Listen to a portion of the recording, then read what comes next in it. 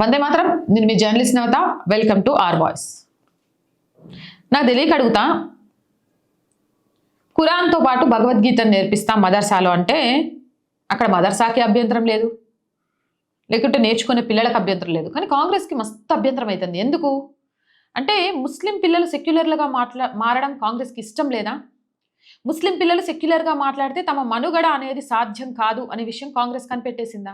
కాబట్టి ముస్లింలలో ఎప్పుడూ ముస్లిం భావన మాత్రమే ఉండాలి, హిందువులు మాత్రమే కులాలుగా విభజించబడి సెక్యులర్లుగా ఉండాలి అని కోరుకుంటుందా? ఇదంతా ఎందుకు చెప్తున్నాను అంటే ఈ వీడియో చూస్తే మీకే అర్థమవుతుంది. మధ్యప్రదేశ్ సేహోర్ జిల్లాలోని ఒక మదర్సాలో ఖురాన్తో పాటు భగవద్గీతను బోధించడం ప్రారంభించండి అని ఒక పోలీస్ అధికారట అక్కడున్న మదర్సాకు సలహా ఇచ్చారట. ఆ మదర్సాలో భగవద్గీత పఠనానికి అక్కడ మౌలానా అనుమతి ఇచ్చిండట. సరే, మీరు చెప్పింది కరెక్టే, బాగానే ఉంది. సో ఇక నుంచి మా మదర్సాలో ఖురాన్తో పాటు భగవద్గీత పఠనానికి కూడా మేము ఓకే చేస్తాం అని మౌలానా అనుమతి ఇచ్చిండట. అంతే. కాంగ్రెస్ పార్టీ దానిని వ్యతిరేకించిందట. కాంగ్రెస్ పార్టీకి ఏంటి ప్రాబ్లం నాకు అర్థం కాలేదు. గణతంత్ర దినోత్సవం సందర్భంగా ఇండియన్ అడ్మినిస్ట్రేటివ్ పోలీస్ సర్వీస్ అధికారి రాజాబాబు సింగ్ ఇస్లామియా మదీనా తుల్ ఉలూమ్ సంస్థ విద్యార్థులకు గీతలో బోధించిన కర్మయోగం నైతిక విలువల ప్రాముఖ్యతను గురించి వివరించారు.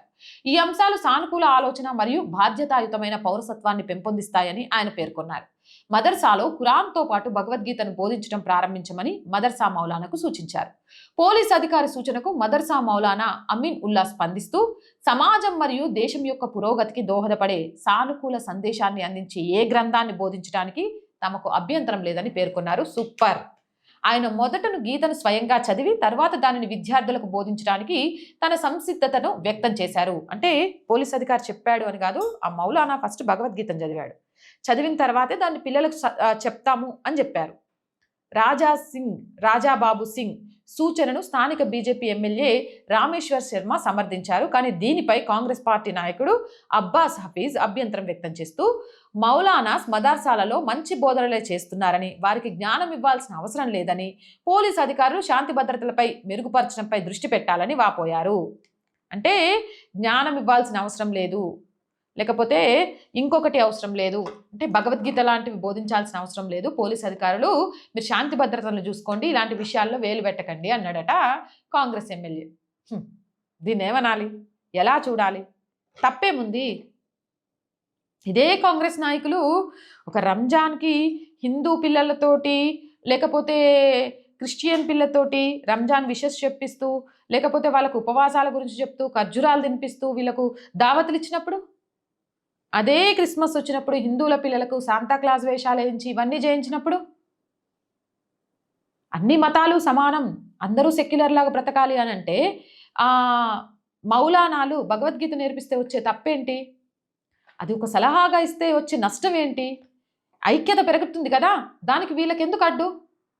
ఎందుకు అంటే హిందువులు మాత్రమే కులాలుగా విడిపోయి సెక్యులర్ అనే భావంతో బ్రతకాలి, ముస్లింలు ఆ భావంలోకి రాకూడదు, వస్తే వీళ్ళ మనుగడ అసాధ్యం కాబట్టి. అవునంటారా కావదంటారా? మీ అభిప్రాయం ఏంటి? కామెంట్ సెక్షన్లో పెట్టేయండి.